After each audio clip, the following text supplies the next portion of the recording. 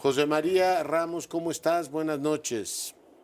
¿Qué tal, Leonardo? Encantado de estar contigo, con la audiencia. No Muy te, buenas tardes. no te sientes afortunado de vivir en el país más amigable y el más hermoso del mundo. Es que de verdad tenemos una suerte que no nos la merecemos, pero lo que no tenemos es agua, mi querido José María, y ahora pues eso plantea nuevamente este tema de tensión en los Estados Unidos. Periódicamente ocurre, ¿no? A lo largo del siglo hemos tenido momentos de enorme tensión, las tuvo Fox, las han tenido prácticamente todos los gobiernos cuando viene este tema de las entregas de agua, que en este caso tiene una coloración particular, porque el señor Trump, que nos quiere mucho y tiene una alta consideración con México, dijo que si no les pagamos nos pone aranceles. ¿Cómo ves el tema? Contextualiza un poquito para ayudarnos a entenderlo. José María. Mira, sí, claro, lo que sucede, Leonardo, es que hay un tratado entre ambos países de agua que data desde 1944. Ese tratado estipula una serie de compromisos de ambas partes de la entrega de agua correspondiente, ya sea de México o de Estados Unidos. ¿Cuál es el tema, Leonardo? El tema es que hemos tenido una sequía, sobre todo en el caso del río Bravo. Ya se me fue José María. Sí, en el caso del Río Bravo lo tuvimos hace algunos años. Recuerda también cuando el gobernador Corral, que era del PAN en su momento, ahora es de Morena, también decía, oiga, yo no voy a dejar de atender a lo mío, las necesidades de mi estado, por atender en este caso las peticiones de Estados Unidos, ¿no? De los Estados Unidos. Entonces, bueno, pues tenemos ahí un problema muy serio periódicamente. ¿Por qué? Porque por un lado dicen, nos dan, hoy lo explicaba la presidenta, creo que con gran claridad, del río Colorado, la baja desde Colorado hasta la desembocadura ahí en la axila de México, en la zona de Baja California, y nosotros le reembolsamos desde el Bravo. Bueno, ¿qué pasa cuando tienes la sequía en Tamaulipas que te dicen debo, no niego, pago, no tengo? De todas maneras, la desembocadura del Colorado ha sido un problemón hasta ambiental, ¿no? Parte de la extinción de la vaquita marina se debe precisamente a que a esa desembocadura, ese delta del Colorado, pues estaba cada vez más flaco, cada vez con menos agua. Ya me enlacé, ya tengo nuevamente el enlace con José María Ramos. Doctor, ¿me escuchas? Sí, claro, te escuché A y ver, totalmente de acuerdo. sigue, por Entonces, favor. ¿qué es lo que sucede, Leonardo? Lo que sucede es que precisamente por esa sequía, que es una sequía que no hemos experimentado, pues prácticamente en casi 30 años tenemos ese déficit. Por lo tanto, y aquí viene lo interesante del tratado, el tratado sí establece que bajo ese tipo de condiciones, cuando ha habido sequía y unas restricciones, por lo tanto se justifica que no se dé esa agua. Por lo tanto, ese es el tema que se va a tener que negociar en la próxima reunión que propuso la presidenta Sheinbaum con algunas autoridades de Estados Unidos. Por lo tanto, hay que ser un poco optimistas en el sentido de que se puede negociar esa falta de compromiso por parte de México. Oye, pues ya dijo que nos estamos robando el presidente, con gran cariño, porque siempre nos trata él, según él, con gran cariño, Claro, que claro. nos la estamos robando. Y que se la robamos a Texas, ni más ni menos. Y además, pues aranceles de por medio. Así es que, así como que un ánimo de escucharnos, no sé, en fin, en este caso concreto no parece. No sé si va a calmar. Hoy hablaron el secretario de Agricultura con su contraparte norteamericana, José María. Así es, lo que sucede es que esa presión viene por parte de Texas y sobre todo de parte de San Ortiz Cruz y otros actores de Texas, que generalmente son muy beligerantes. Por lo tanto, ellos mismos fueron ellos mismos le propusieron al presidente Trump de que plantear los aranceles. Por lo tanto, yo veo muy difícil que, bueno, como sabemos, es una estrategia, una narrativa de presión, y yo creo que al final van a prevalecer los buenos entendidos.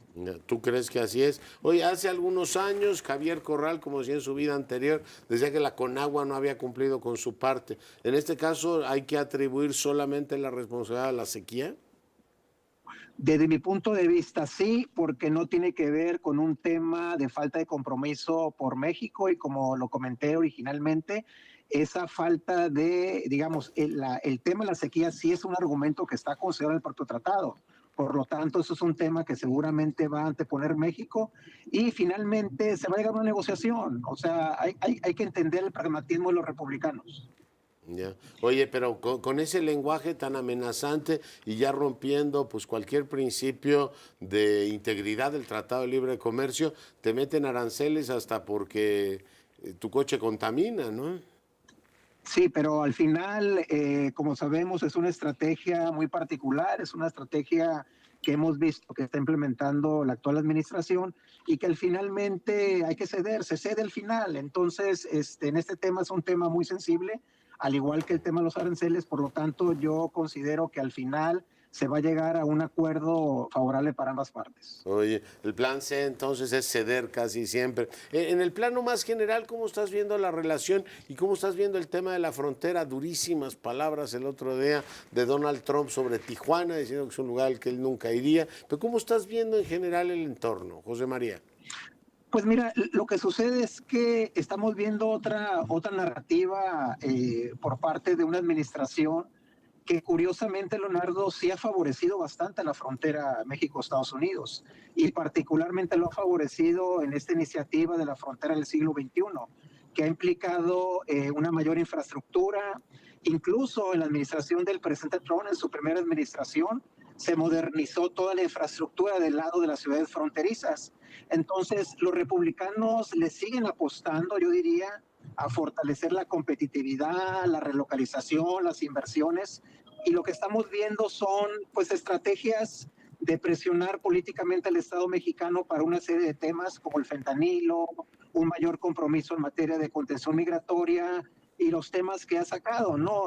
Ciertos vínculos supuestamente del gobierno con algunos actores delictivos, ¿no? Entonces, es una narrativa crítica muy propia de los republicanos y aquí el reto del Estado mexicano es fortalecer su capacidad de negociación y sobre todo, pues plantear todo lo que nos une, ¿no? Y la frontera es un espacio de entendimiento. En este día han cruzado aproximadamente unas 200,000 personas en ambos lados de la frontera. ¿Y eso qué te indica, Leonardo? Te indica cruces regulares, turismo, dinámicas socioculturales, etcétera, etcétera. Ya, pues es muy interesante ver efectivamente cómo se va dando este tema. El asunto de la deportación masiva que había prometido Trump fue un petardo, es decir, esto ya no ocurrió. Estamos en niveles de deportación muy parecidos a otras etapas de la historia, de la relación bilateral, José María. Totalmente de acuerdo, y es algo que dijimos en algún momento aquí en este espacio. Era muy difícil que se dé una deportación masiva por una serie de restricciones operativas, legales, financieras, logísticas, es decir, una diversidad de temas. Entonces, no lo hemos visto. Incluso también el número de detenciones en la frontera se ha reducido de una manera muy importante, no solamente en esta administración, sino esto ya venía desde la pasada administración y eso obedece en gran medida a la contención migratoria, pero también al fortalecimiento que ha tenido Estados Unidos y en su momento con el gobierno del presidente Biden a estos diversos programas que existían, visas de reunificación, visas de asilo, visas familiares, laborales, que ahora la mayor parte de esas opciones migratorias ya no existen. Oye, y finalmente te pregunto, los 10,000 guardias nacionales que hemos desplegado en la frontera, entiendo que el Comando Norte había anunciado que iban a ser 9,700 del otro lado, o sea, te da una frontera militarizada. ¿En qué se ha notado, José María?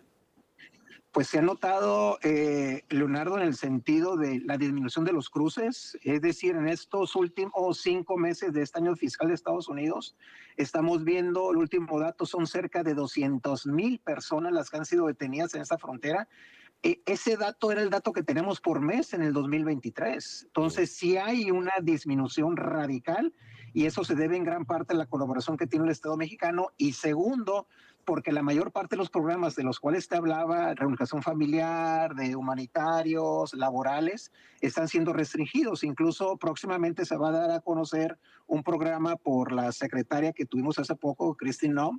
Es un programa a partir del cual le está diciendo, le va a decir a Estados Unidos que mejor regresen a su país aquellas personas que entraron con los apoyos que dio la administración del presidente Biden. Entonces, y que todos se registraron en el CBP One para atrás, ¿no? Exactamente, exactamente. Entonces, y ahí la estrategia es que se regresen y con la posibilidad que en algún momento podrían regresar a obtener alguna opción migratoria, lo cual realmente lo veo muy complicado. Muy, muy complicado. Hoy está anunciando la secretaria Noem que van a reforzar, como hace 20 años, ¿te acuerdas la famosa regla esta del acta, la ley del Real ID, que dio como resultado el muro y otras cosas? Ahora, para volar en los Estados Unidos te van a pedir un Real ID. Hay que recordarle a nuestra audiencia que Estados Unidos no tiene, igual que México, una tarjeta de identificación de los ciudadanos, y muchos norteamericanos no tienen algo parecido al INE, y muchos norteamericanos no tienen tampoco pasaporte, Chema. Entonces, bueno, ahí traen un problema serio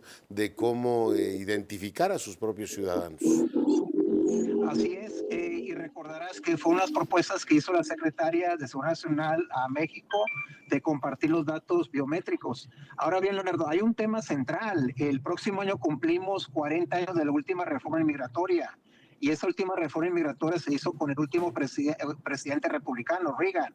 Desde mi punto de vista, Leonardo, están dadas todas las condiciones para que el Estado mexicano plantee una nueva reforma inmigratoria, pero considerando las prioridades que tiene la sociedad y sobre todo la economía de Estados Unidos. Ese es un reto clave del Estado mexicano. Yo creo que dices algo muy importante, lo que no creo es que se atrevan, ¿no? Porque ven a Estados Unidos y se aterran, dicen, no va a ser que se enoje Trump, nos vaya a poner más aranceles, pero es lo que habría que hacer, plantearlo además como un acto de justicia, porque los migrantes aportan muchas cosas importantes en aquel país, y defender esta condición podría ser muy relevante. Pero bueno, todavía estamos intoxicados con lo que ocurrió también hace 20 años, la famosa reforma migratoria y la apuesta muy fuerte que hicieron.